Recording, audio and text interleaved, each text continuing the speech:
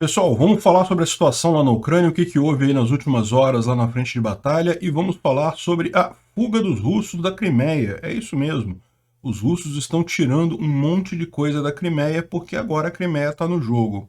Essa notícia foi sugerida por Fim do Imposto, Mark Zancap 2.0 e mais um monte de gente. Obrigado aí ao pessoal que sugeriu a notícia. Obrigado a você que está assistindo o nosso vídeo. Se você gosta do nosso conteúdo, por favor, deixe o seu like e se inscreva aqui no canal, né? Pois bem, de novo vocês podem ver, a gente já está aqui em plena volta da campanha russa de bombardeio, um monte de artilharia sendo jogada aqui em toda a frente de batalha. Os russos tentaram avançar em vários pontos aqui em direção a Bakhmut, em direção a Siversk.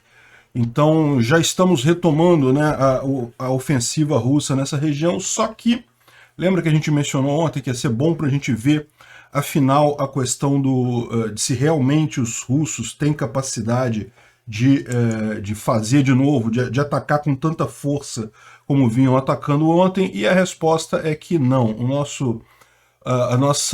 O mapa do NASA Firms, né, que é aquele mapa de pontos de calor na fronteira aqui, bem na região de ataque aqui, está bem menor do que normalmente se vê nessa região, né? Que é a região justamente mais quente, em tese, Siversk aqui, tá vendo? É a região que os russos estão realmente querendo atacar e a quantidade de pontos de calor é muito baixa, o que significa que, de fato, os russos não estão conseguindo manter o grau de artilharia que eles tinham antes, né? Ou seja, a estratégia dos ucranianos de atingir os depósitos de munição está funcionando.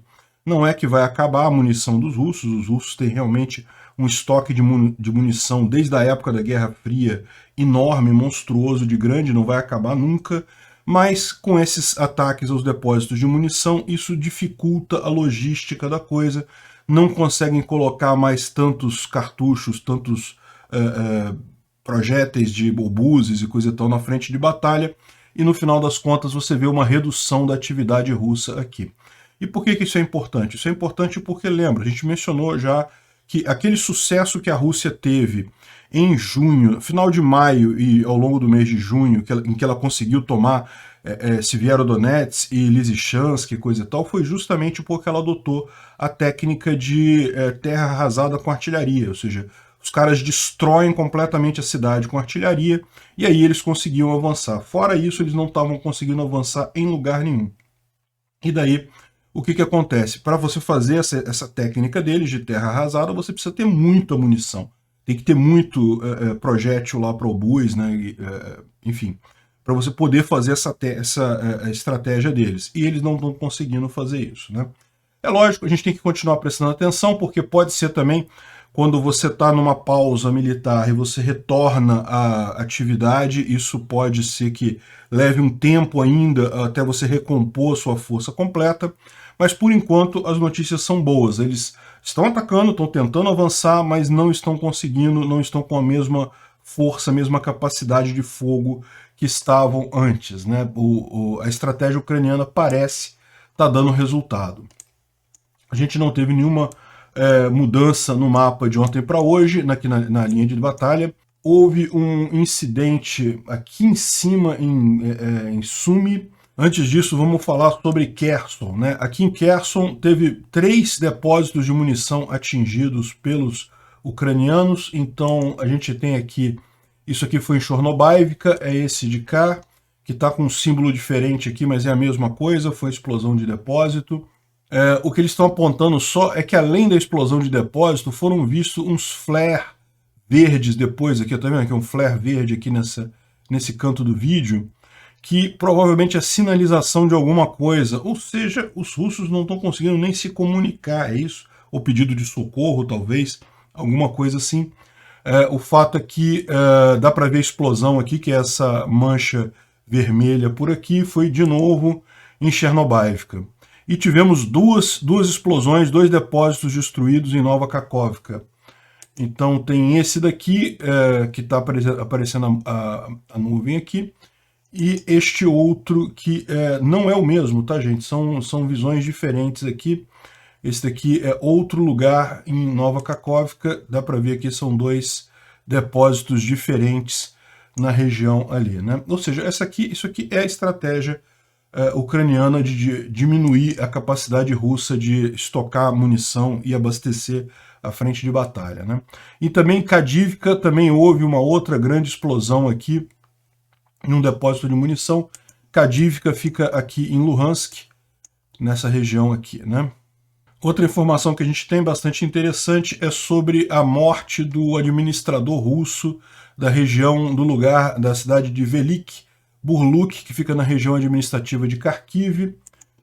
Fica nessa região aqui, mais ou menos, aqui, ó, Velik Burluk, essa cidadezinha aqui, né, essa região aqui de Kharkiv, do Oblast de Kharkiv, né, a cidade de Kharkiv está aqui, mas você tem todo o Oblast, né, o estado de Kharkiv, que fica nessa região aqui, uma parte dele significativa está tomado pelos russos. Então nessa cidade aqui de Velik Burluk, o administrador colocado pelos russos lá acabou vindo a óbito numa explosão de carro, uma infelicidade muito grande, mas a gente sabe que esse tipo de coisa, o que significa isso, né? Ação de partisãos, ou seja, cidadãos civis que estão nessa região, ucranianos que estão fazendo ações contra os russos, né?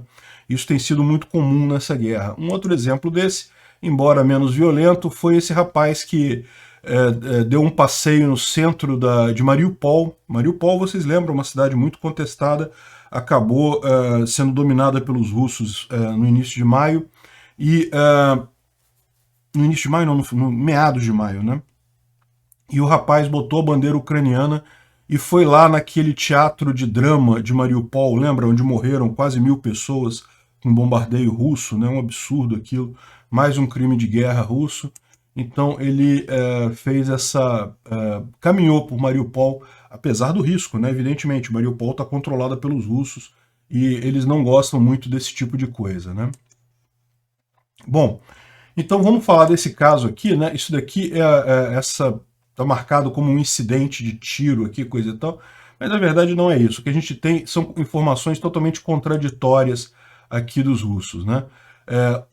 Repara que são 2 posts colocados em pouquíssima diferença de tempo, então, ou seja, foi basicamente 2 posts oficiais do governo lá de Kursk, dessa região aqui da Rússia, né, do lado de cada fronteira, falando que um deles dizendo que não, que os russos estão avançando, que vão novamente invadir Sumy e que não se preocupem com o som de tiro, porque são os russos avançando lá na Ucrânia.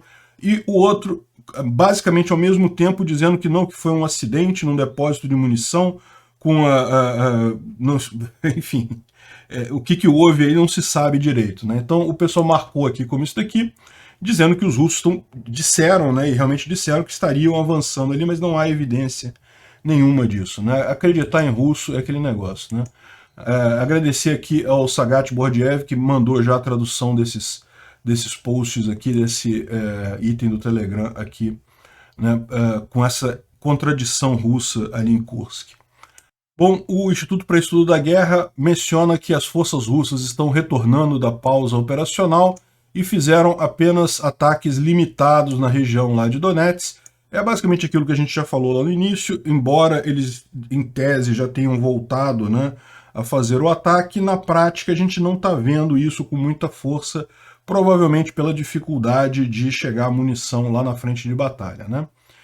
Uma coisa interessante é que ele fala a posição do pessoal aqui do Instituto para Estudo da Guerra, ele menciona também isso que está dito nesse outro artigo aqui da Reuters, em que eles falam que a Rússia está preparando para uma ofensiva Ucrânia com as novas armas, né? Então, ou seja, uma outra preocupação que está acontecendo com os russos é também a preparação para essa ofensiva ucraniana. Com o que eles estão preocupados especificamente? Exatamente com o HIMARS, né? E a gente viu, como a gente falou no vídeo anterior, já está acertado que vão vir mísseis do tipo ATACMS, que atingem até 300 quilômetros. Então essa é a preocupação dos russos. E o que eles estão fazendo, olha só, a gente já tinha mencionado isso ontem, eles estão movendo todos os depósitos de munição e centros de comando deles para uma distância maior de 90 quilômetros da linha de batalha. Então você pode ver aqui, a gente já tinha falado dessa cidadezinha aqui no sul aqui de Zaporizhia, mas tem outros movimentos que eles estão fazendo para tirar os depósitos que eram aqui, nessa bolinha rosa e mover para essa nova bola azul, que é justamente para evitar o HIMARS, né? Só que é aquele negócio, isso é algo que de qualquer forma atrapalha a logística russa, né? Você tem um depósito de munição aqui, você pode abastecer a linha de frente com muita rapidez, com muita velocidade. Você tem um depósito de munição a distância maior, isso vai dificultar a sua logística, vai dificultar todo o processo que os russos têm feito, né? Mas não é só isso, né?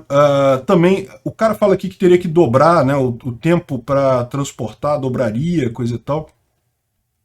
Enfim, e não é só isso, né? A Ucrânia está recebendo o ATACMS. Então, com essa capacidade, com 300 metros de alcance, essa área aqui passa a ser a área que os ucranianos podem atacar, né? E você vê que pega toda a Crimeia aqui, e inclusive a ponte da Crimeia, e chega até aqui a Minsk, né? Não chega a Moscou, chega perto, né? Moscou está logo aqui, assim, não está muito longe não. Mas não chega a Moscou, mas chega a Minsk. E toda a Crimeia está nessa coisa aqui, né?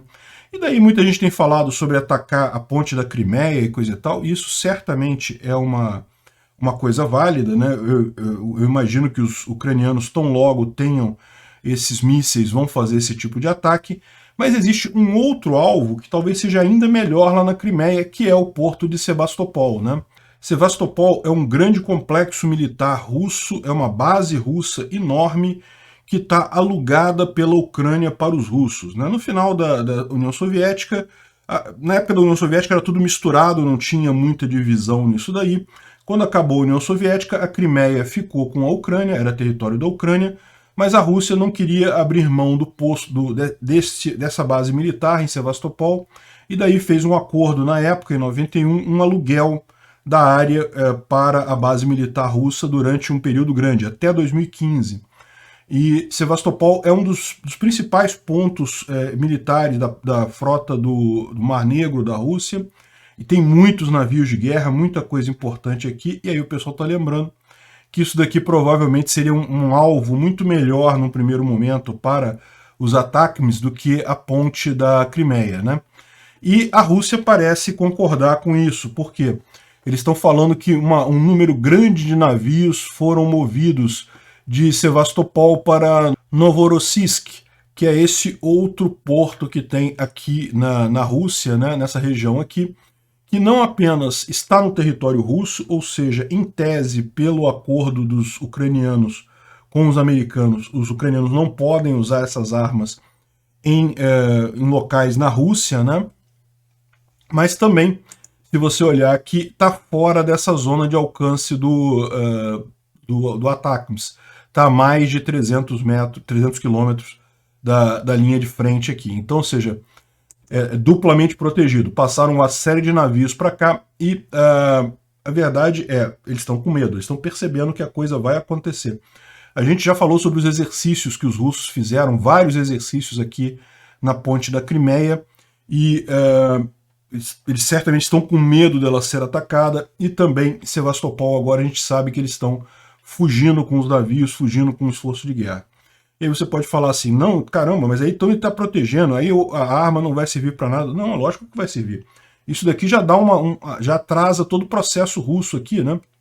Os russos têm tentado manter o bloqueio aqui, a Odessa e outras frentes de batalha aqui. Agora não, agora eles vão ter que relocar tudo para relativamente mais longe aqui do campo de batalha, né? E lógico, isso daqui é o tipo da situação que a gente imagina mais dia, menos dia, à medida que a Ucrânia avançar na frente de batalha, começar a contraofensiva a ter uma força maior, isso vai gerar problemas para os russos, né?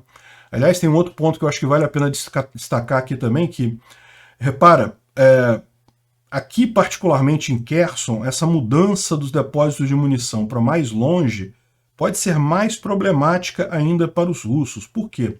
Porque, lembra, você só tem duas maneiras de passar o rio de Dnipro aqui, né? O rio de Dnipro, ele está passando por aqui e você só tem essa ponte aqui em Kherson e a barragem aqui em Nova Kakhovka, né? São dois pontos que você consegue atravessar.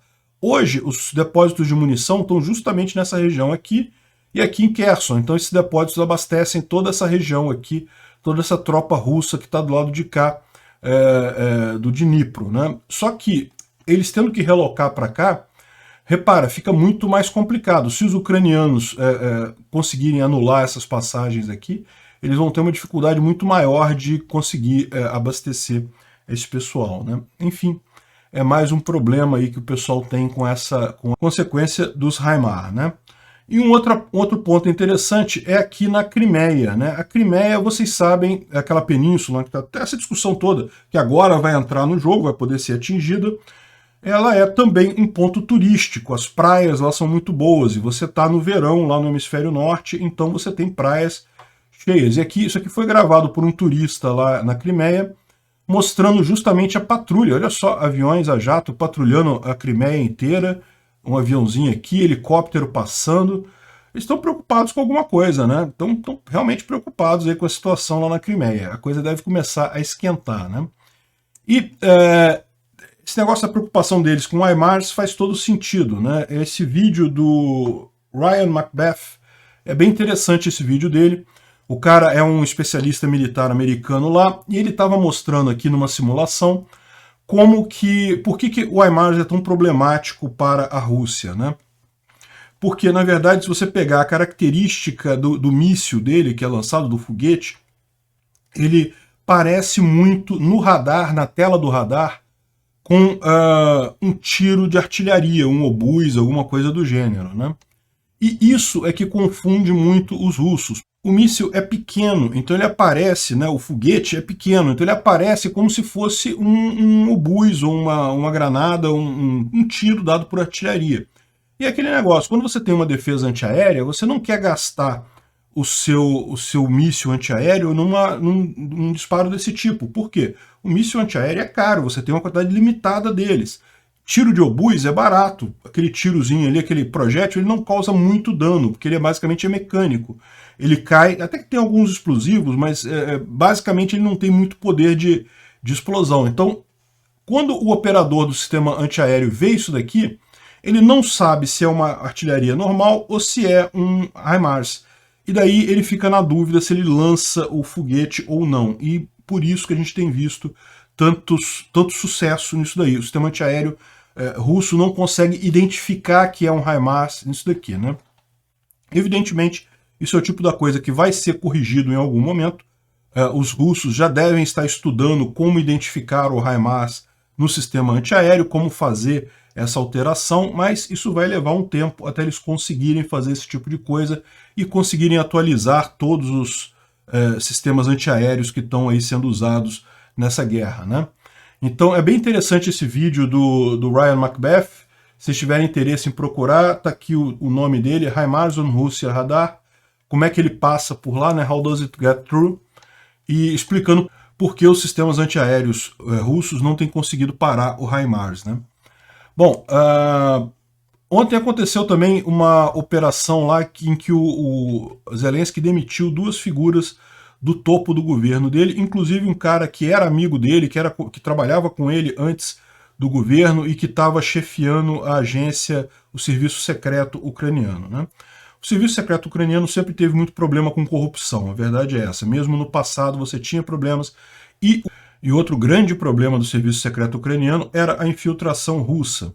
A gente viu que essa guerra começou, na verdade, com o esforço dos russos de infiltrar espiões e agentes no serviço secreto ucraniano, no exército ucraniano, tanto que é por isso que o Putin achou que ia ganhar essa guerra tão fácil, porque ele achou que ia ter muita gente dentro dos militares e no serviço secreto ajudando os russos.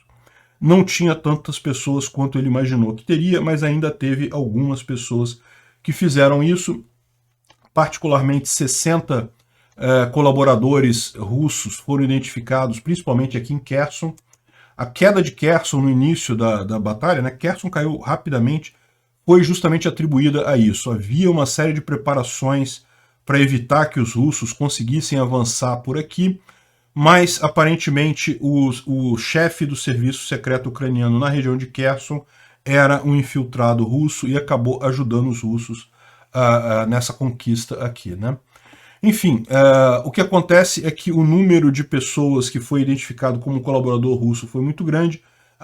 Quando o Zelensky entrou no poder, ele quis colocar alguém de confiança, alguém que ele soubesse que poderia confiar, mas, por outro lado, o cara não tinha muita experiência nessa área, e daí a conclusão do Zelensky é que acabou que não ficou um serviço muito bem feito, ele não conseguiu evitar essa infiltração russa, ele foi retirado do cargo agora, ele e também a procuradora-geral lá da justiça ucraniana também foi afastada também devido a problemas na hora de perseguir esses infiltrados russos, né? Isso é um problema na Ucrânia, isso é um problema em Belarus, infelizmente isso é um problema na Europa como um todo, e é um problema aqui no Brasil também, que as pessoas não prestam atenção neste problema, né? Bom, a gente tem duas notícias aqui interessantes, 2 aviões que foram derrubados, um avião, um CY-25, um avião grande, bombardeio, foi derrubado por um garoto de 19 anos com um Mempad, olha que coisa, conseguiu derrubar na região de Zaporizhia, né? E esse aqui foi um Su-34, um outro bombardeio russo dos mais modernos, esse daqui, e que foi derrubado pela própria defesa antiaérea russa lá em Luhansk, né, próximo ao Chevsk. Enfim, esse tipo de coisa acontece, né? Parece que os ucranianos também já fizeram isso nessa guerra, de derrubar o próprio avião, mas sempre bom ter 2 aviõezinhos a menos para a Rússia. Bom, o Putin mandou o cachorrinho dele latir um pouco. O Medvedev falou aqui que qualquer tentativa de atacar a Crimeia é um ataque à Rússia e pode levar à Terceira Guerra Mundial. E é muito importante você notar esse tipo de coisa. Quando o Medvedev late, é porque eles não têm o que fazer nesse caso. É por isso que eles estão tão preocupados com a invasão da Crimeia, com alvos na Crimeia, porque eles sabem que vai acontecer e eles sabem que eles não têm nada que eles possam fazer, e eles estão apavorados com isso, e aí a única coisa que resta ao Putin é mandar o cachorrinho dele latir, o Medvedev. Mas não se preocupem, cachorros que latem não mordem. A chance da Rússia entrar numa Terceira Guerra Mundial é nula, porque ela sabe que ela não tem condição nenhuma. Ela não estava conseguindo bater a Ucrânia, e agora com as armas ocidentais chegando lá com os ucranianos, ela já está perdendo tudo. Ou seja, não tem nenhuma condição deles fazerem isso no final das contas. É o tradicional Medvedev. Bom, do lado positivo, a União Europeia propôs novas sanções à Rússia, excelente o ouro, e vão fazer algumas correções de sanções anteriores, excelente notícia. Sanção tem que ser assim mesmo, tem que ser progressivo e coisa e tal, mas eu tenho a suspeita de que a gente já está chegando num ponto de inflexão nessa guerra, a partir do qual a decadência da Rússia vai ser muito rápida e não vai ser necessário mais muitos pacotes de sanção, não, né? Apesar disso, eu acho muito importante fazer a sanção até pela questão ética. A gente tem a informação de que os Estados Unidos falaram que fertilizantes e produtos agrícolas da Rússia não estão livres de sanções. E isso é um erro. Os Estados Unidos estão errados, não deveria fazer isso. Esse fertilizante tem sangue, não pode fazer esse tipo de coisa. Eticamente é errado esse tipo de situação, tá? Então, eu imagino que quem sugeriu essa notícia para mim queria que eu dissesse assim, tá vendo, o Bolsonaro importou fertilizante. Não, Bolsonaro está errado. Os Estados Unidos, se querem importar fertilizante, estão errados. A ética é clara, a Rússia invadiu um país pacífico. Qualquer relação comercial com bandido é antiética. Não tem esse negócio, não. Eu não sou pró-Rússia, não sou pró-americano, não sou pró-Bolsonaro, não sou pró-nada. Eu sou a favor da ética. A ética é clara. Se você usa violência contra pessoas inocentes, contra pessoas pacíficas, você está errado e as pessoas devem parar de fazer negócio com você. Isso é a ética libertária. Mas a fome no mundo, mas as pessoas vão passar fome. Não, não vão. Eu já falei para vocês, a colheita no Brasil, na Austrália, foi muito superior à esperada. Até a colheita de trigo no Brasil, uma novidade. O Brasil nunca foi grande produtor de trigo, porque trigo é uma planta que requer clima mais frio, e aqui no Brasil a gente não tem muito disso. Então o Brasil nunca foi grande produtor de trigo. Até a safra de trigo nossa está sendo recorde esse ano. Então não tem problema nenhum, a comida vai ter no mundo todo, o problema é a Rússia. Temos que acabar com essa agressão russa absurda. Tudo tem que ser sancionado. Obrigado por assistir o vídeo até o final. Além de curtir, compartilhar e se inscrever no canal, considere se tornar patrocinador com valores a partir de R$ 1,99. Clique no botão Seja Membro abaixo para saber as condições e vantagens de patrocinar o canal. Mais informações sobre o nosso projeto, visite nossos sites indicados na tela.